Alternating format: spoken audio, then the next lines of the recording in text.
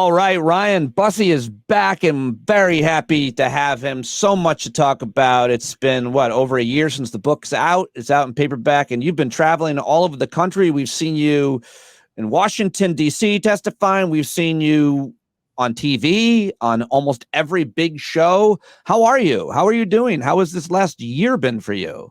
Dude, it's good to see you. These are the sort of things you hope happens when you write a book that you want to make a difference, right? This isn't a comedy book, and it's not a young adult book. It's not all the different genres. It's a social science book that I hoped, it's my memoir, right? I hoped it made a difference. So, doing all this, appearing and speaking and testifying and everything else, that's that's what you hope. Now, it's also the sort of book that I wished I wasn't on air all the time. Because last week I've been on CNN and MSNBC. I'm in LA, right? Excuse me. I'm in LA right now. And it's because a kid got shot in Kansas City, and a young girl was killed in North Albany, and a cheerleader was shot in Texas, and right? It just keeps coming. And we haven't made enough changes in the country. So it's, I guess, to tell you, Pete, I mean, it's exciting from the book standpoint, but I wish it wasn't quite so frequent. Yeah, I understand that. And yet I'm still interested, because you and I become friends, of course, with what it's been like for you and what this experience has been like. And if anything, what you've learned. And also, now you are a recognizable face, which you've been brave to put yourself out there. Obviously, your family's put themselves out there. We could talk about your sons, who actually are pursuing a whole different issue, I hope, in a minute. But you've been on all of these shows. You've been on The Daily Show a couple times just recently with Jordan Klepper, which is a great segment. What has changed in your life since you become a much more public person, outspoken against your former industry and employer? Yeah, so it certainly kind of rules my day, and I mean, at any time I get a phone call to do a CNN hit or an MSNBC hit, that's definitely changed. I'm getting a lot of calls from states' attorney general across the country because there's a lot of laws that are being challenged, and they just don't have. I don't really weigh in on the law per se. I'm not an attorney. I didn't write the laws, but they've never had anybody who knows guns just be friendly, just be expert for them in these legal cases. Like, what is an assault weapon? What is an AR-15? What's the history of it? How did it enter the industry? The stuff that I write about in the book, because nobody from the industry would ever speak to these people. And so my day is often taken up trying to help them. And so it's definitely changed a lot. That part of my life has changed. And yet the part with my kids and my wife and spending time doing the stuff we love and being with our family, none of that has changed. So, just the professional outward side has. Yeah. Didn't you guys take a trip? The family took a trip. You shared it on Instagram, right? We did. My oldest son turned 18, and he loves, he had gone to London for a kind of a youth exchange trip when he was in junior high, and all he wanted to do is get back to Europe. So we kind of backpacked it across Europe for 10 days. England and France, not all of Europe. And had our backpacks and stayed in little Airbnbs and ate too many French croissants and drank too much French wine. But yeah, we did that. Val and I are taking the girls at the end of June to Europe, to Switzerland and Italy, where her family, we're going to end up at their place in Sicily. And then I'm going to have to talk with you about what worked and what didn't, because we're doing a similar thing. Yeah, it was great. I tell you one thing, funny to speak about my boys, the drinking age is 18 in France. I think it's even lower than that, like in some places. But of course, we're right across from this little bar in France, and I couldn't find Lander, and he's over drinking with the French guys because he's 18. So that was funny. But that whole different culture there. Your sons, Lander and Badge, are profiled in a recent New York Times piece, including a photograph of them. The headline reads, "In Montana, it's youth versus the state in a landmark climate case. 16 young Montanans have sued their state, arguing that its support of fossil fuels violates the state constitution." David Gellis writing the piece, who's a really great journalist over at the New York Times. People should go read, or you can even listen to this one. tell me just a little bit about your sons and how they got involved in this lawsuit in Montana, which I'm guessing their buddies aren't joining them on. So yeah, there's that piece, and then there's a really great Rolling Stone piece by Cassidy Randall, profiles them even more. Oh, I didn't know that. You didn't send me that one. Yeah, so that one's really good, and it really profiles. That's so cool, right? But so basically, in Montana, we have sort of this. We had this era when we were all but a colony for extractive industry. After that, in the 1970s, a bunch of common citizens got together and said, we need to rewrite our constitution. And it needs to be, and it ended up being one of the most progressive and beautiful constitutions anywhere in the world, but certainly in the 50 states. In the Constitution, there is a line in there that says the citizens of Montana are guaranteed a clean and healthful environment. It's in our Constitution. Well, the state of Montana also owns lots of land that is used to fund schools and has long prioritized fossil fuel development on that land. So the first time, and it's been tried in many states, many places, the youth, 16 kids, my kids are 2 of them, are suing the state of Montana saying, hey, you prioritizing fossil fuel development is violating our constitutional right to a clean and healthful environment. And for the first time in the country, it's going to court. It's going to court in June. These 16 kids will be there. It's a huge national news because if they succeed, they will essentially, on behalf of all the kids of Montana, force the state of Montana to change its fossil fuel prioritization.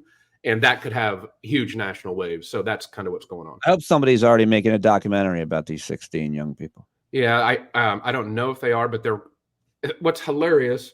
So a lot of people that criticize them fly in, and even some of the journalists, I think even David ask this sort of question like, oh, I bet your parents are putting you up to this. Oh, I bet the lawyers are putting you up to this. Oh, I bet you don't even know what's going on. Oh, you are just kids or just tools. I'm like, have you met these kids?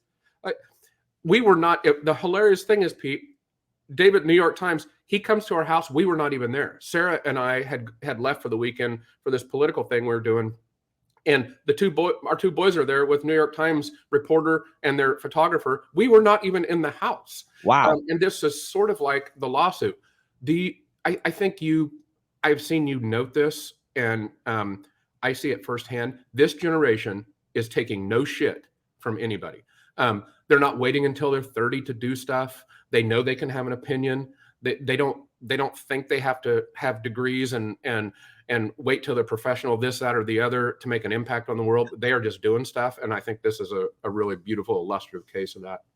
You are the quintessential free range parent out there in Montana, you and your wife. And you let your kids do anything outside, which is great. And you let them do anything inside. Well, you know, I don't know what the rules are in terms of their relationship with media, et cetera. But obviously they're super responsible about firearms and so on. But I mean, talk about free range, letting them be interviewed by a journalist from New York Times about this case and not being in the room. Yeah, not even been in the house, not even been in the town. Yeah. And, but it just, for me, it just sort of goes to the point like, no, parents are not controlling this.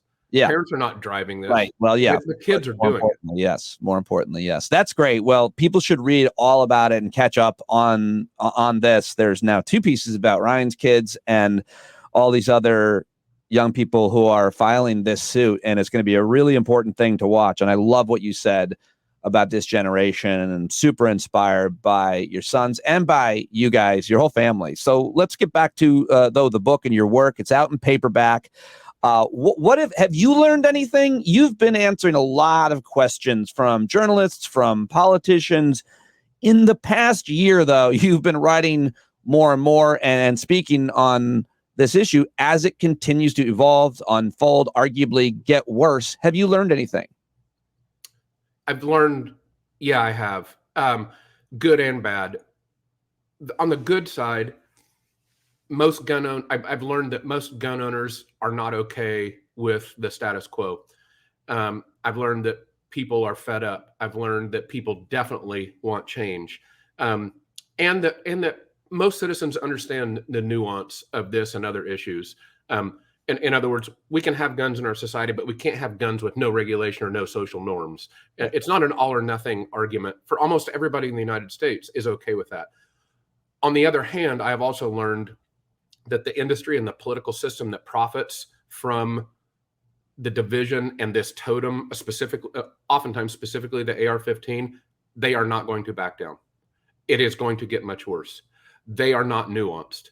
And the analogy I used yesterday in the LA Times book thing here I was doing is that, background checks polls at 82, 83, 84%, right? Nothing else polls that high. Right. And yet, since Columbine, 1999, it's polled that high, and we still ain't doing anything about it. Lots of Republicans have to support it for it to pull at 82 to 85%. Lots of them. And yet, we do nothing on it. And people ask me a lot, like, well, why is that? You say people are nuanced and accept this, but we don't do anything. Good question. And I've come to understand it's because guns are the central totem of the right now. Think about it like a beam in your house. You can know it's full of asbestos, right? You can look up there like, well, we might get cancer over time. It's bad. Maybe we should replace it. But it's the central beam in your house. If you pull it out of your house, your whole house crumbles. So do you live with a little bit of asbestos and think, yeah, it's bad. I know, if I'm pulled on it, I would say we should probably get the asbestos out. And then when somebody says, okay, let's yank the beam out, whoa, that's our house. It's going to crumble. That's what's going on the right side. The guns are the beam. And we're not going to make any progress there because the whole house would crumble on the right. Right. Yeah, that's a very, very interesting metaphor because it's the underpinning of their character, of their ego, of their identity for a certain large percentage of people. You say on the right, but I don't know how many people there are, how many voters, but we do know how many guns that there are. And well, I want to ask you this. You mentioned just now, and all the Sunday shows led with this story about these accidental shootings that have taken place over the last week. Everybody knows about them. I don't need to repeat them. You mentioned them. Is that different? Because some of them, at least, we were told that the person inside the house was glued to a screen where someone was constantly screaming to them about how much danger they're in and that their home was going to be invaded, to the point where someone did accidentally knock on the door, accidentally pull in the driveway, get in their car. That was the kind of motivated, instigating potential message that they were hearing. What do you make of these kind of random shootings? Should we be talking about them any differently? No, well, there's going to be more of them. Okay. It's going to be a lot more because I don't know if you've noticed the sort of hateful rhetoric that was first developed and perfected and honed by the NRA. They are coming to get you. It's an existential battle. They want to take all of your guns. They want to extinguish your lifestyle. Man, if you got pounded, as Barack Obama once said, if I watch Fox News, I'd hate me, right? If there's enough of that, Pete, if you absorb enough of that, if I absorb enough of that, sooner or later, we're pissed off, we're angry, we're fearful, we're prone to conspiracy theories. And then you throw 415 million guns in the United States, not with more regulation, with less regulation. Now we now have 26 states where you don't even have to have a permit to carry the guns. So you have an ever-increasing conspiratorial and hate-filled part of our media culture and society, and more guns. And by the way, lots of these guns now, as opposed to 15 years ago, are sold as, air quotes here, tactical guns, right? The tactical market is huge. I don't know if you know this. You can have tactical underwear. You can have tactical socks. You can have tactical helmets, bulletproof vests, gloves, guns, ammo, holsters, belts. I could keep going on. That I know that because I have all of that. It's just that I use it for gardening because it's dual purpose or multi-purpose, really. But the point here is that tactical means planned military operation, an offensive operation. So if you gear yourself up your whole life around this readiness to be offensive, so like I tell people, you put 400 million hammers in society, sooner or later, somebody's going to find an effing nail, man. Yeah, I had this situation. I think I shared this with people. I was at the grocery store and I saw a guy I know. We're friendly. He's a big Trumper, but we're always friendly. And he says to me, I thought that shopping cart was potentially in our way because it was a potential shooter who wanted to block the exits. And I was like, that's why you thought that shopping cart was in the way of the door? He goes, you never know. You got to be ready. And then I had some fun with him. And then he said, I always carry a gun. And then I said to him, because I just needed to top him. I said, I always carry 2 guns. They are strapped to my ankles, Yeah. but I know I'm so bad with them that if there were an active shooter, I would fumble them, trying to get them out, and then end up hitting him with the rake over there and getting shot. My point being that I don't care how ready you are. I don't really think about that. That's a real problem, that everybody's ready. You shouldn't be thinking about being ready, probably. I guess that's sort of the point here with these most recent shootings. Like the guy in Kansas City, I guess he was ready. I mean, 16-year-old honor student knocked on his door and he was freaking ready. Yeah. The guy in Albany, a couple kids make the wrong turn in his driveway. Looks like he was ready. Been sitting there on his porch maybe for years ready. It's not about laws, really, to me. It's past that. The question is that really the kind of culture we want to live in? And I think that's your point with you're joking with your Trump buddy, right? Like, dude, you really want to be fearful of a shopping cart? This is how you live your life?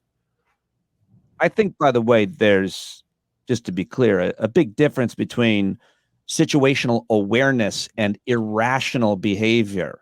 And, when someone knocks on your door, I think we all, especially nowadays, and we have doorbells, with cameras on, and we all are like, who's knocking on a door at this point? I understand.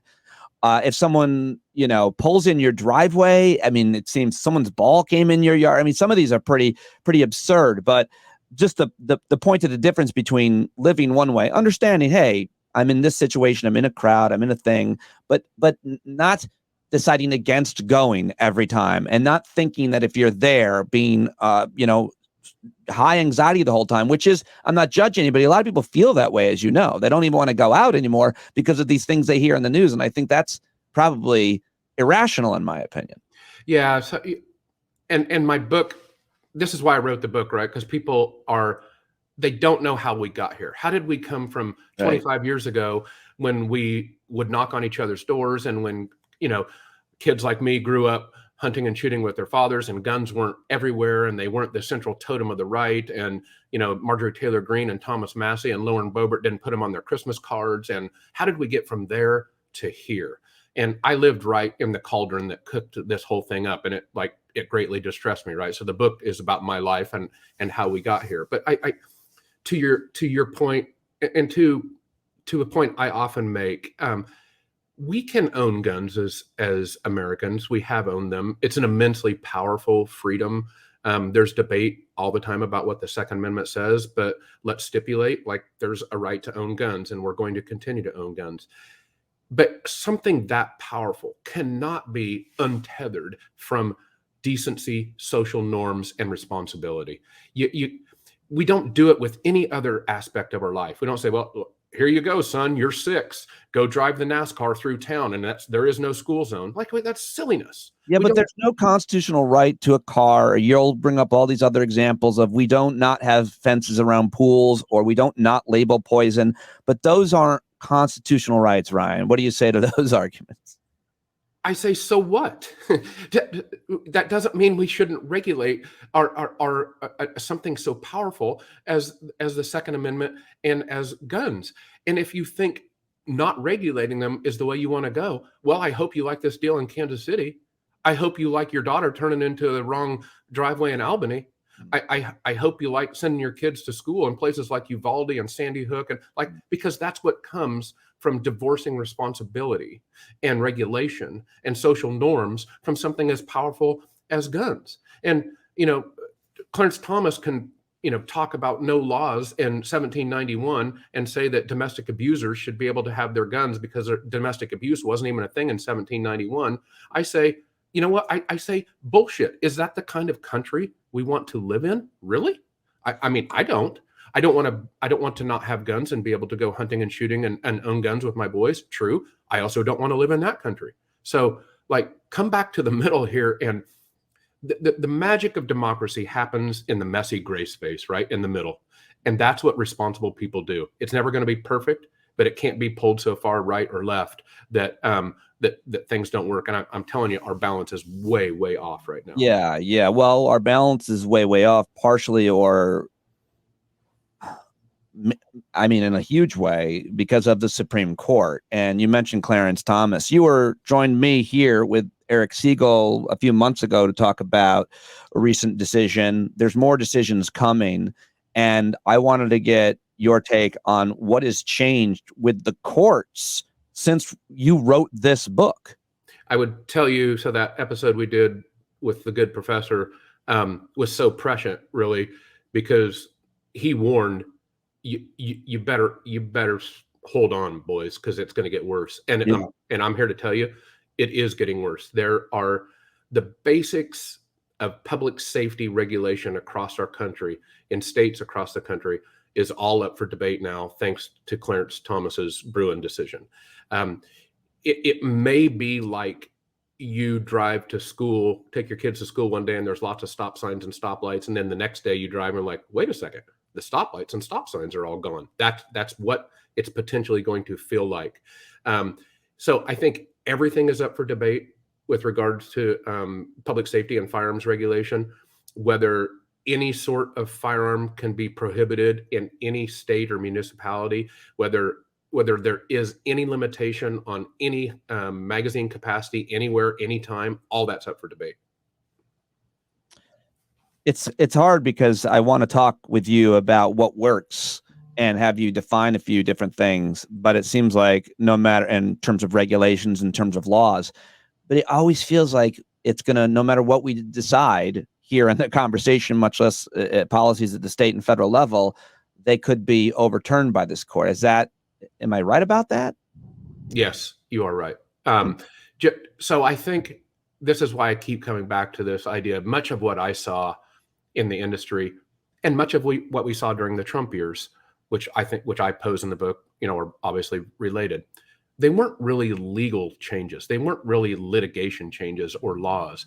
They were overt changes in our social norms, right? What Trump did, I mean, yes, I think he did lots of illegal shit, and I hope he's locked up for, eons.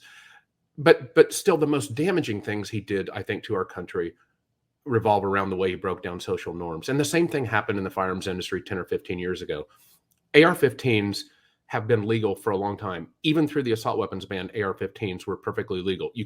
They became an assault weapon if you added additional features to them, but they were still legal. Even after that, after the ban sunsetted, they were obviously legal. The industry did not just race out and make them and market them and produce them and have egregiously irresponsible advertising. They didn't do it, not because of legal reasons, but because there was a social norm that the industry understood. We don't do this because bad shit's going to happen in our country if we do. Like, it was voluntary. So that didn't take 2/3 votes in the Senate and all the difficult things that have to happen for laws. It just took a bunch of people not doing stupid shit.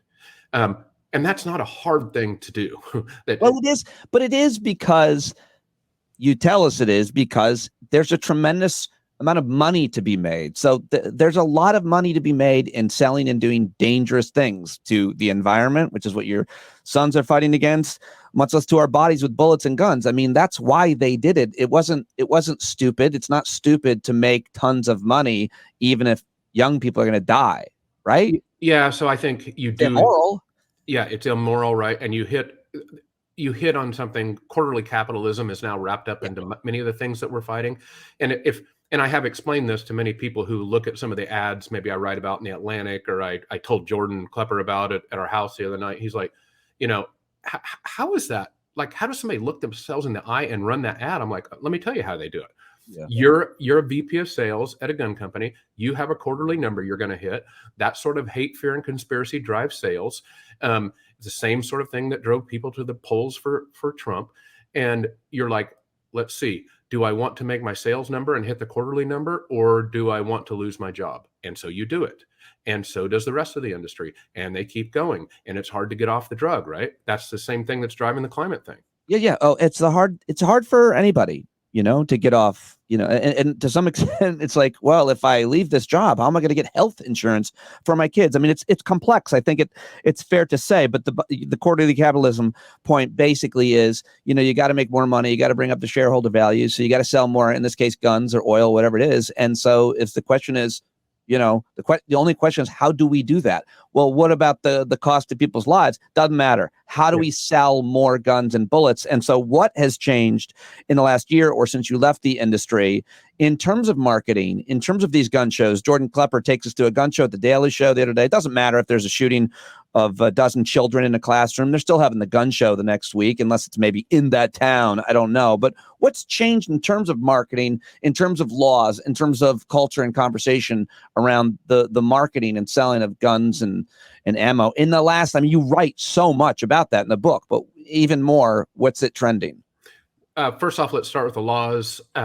We do have some minor improvement since the U.S. Senate passed legislation last year. It's not what you would call earth-shattering. To most folks, it's insufficient. It does fund ERPO laws, meaning red flag laws that help identify dangerous people and take their guns away before they do bad things. It funds some community violence intervention. It does some good things. It doesn't pass the assault weapons ban, again, that's since 1999 we haven't done, but it made some marginal improvements. So there's a little bit of cultural improvement there. I think more importantly, from my standpoint, is 65 senators voted yes on that, meaning there were 15 Republican senators that stuck their neck out and said yes. And as minor as it was on guns, that's something, because that tells you there's a bubbling up of frustration from the populace. Now, with regards to the industry and marketing and all the stuff that's sort of every day on the ground, dude, it's worse. And it's going to get worse because capitalism is ruling the game.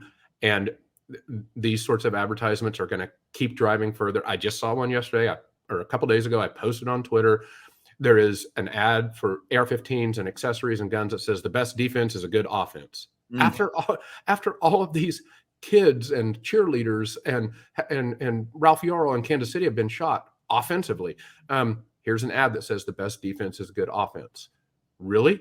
Like we're going to march up and down the streets offensively? So those things are getting worse. Let me ask you you point to there not being a conscience, a moral conscience, if the bottom line is quarterly profits, your job. I mean, we can talk about that. I think that people can relate to that no matter what their job is. They know they might be doing damage here or there, and there's some guilt there. You try to balance it and justify it. You couldn't do it anymore. In the chapter Speaking Truth to Bullshit in your book, you take us through your kind of evolution and what changed. You were inspired by people like Brene Brown. Like, what we need is more people who are making a fortune, who have a change of heart or mind the way you did, and a complete reversal and become basically a whistleblower on his former industry. There aren't a lot of people like you. And tell us how you did it, as you do in the book, which I think is a really poignant and important and inspiring part of your book. Well, one thing is that I never succumbed to most of the actions that I criticize heavily in the book. The company that I work for, we never built AR-15s. I didn't sell AR-15s. We didn't make this crazily marketed battle gear and tactical stuff and, wrapped in strange incendiary politics. And we didn't do that. Because the industry that I got in 25 years ago told me you didn't do that. The industry changed around me. And so I finally got to a point where I understood that even though I was not doing it, I was part of the entity that was doing it. And there was no way to divorce what I thought I was doing okay from what the industry was doing. Because the industry, in the same way, I think, Pete, like a lot of evangelical Christians have sort of been pulled into this, well, I'm not like that.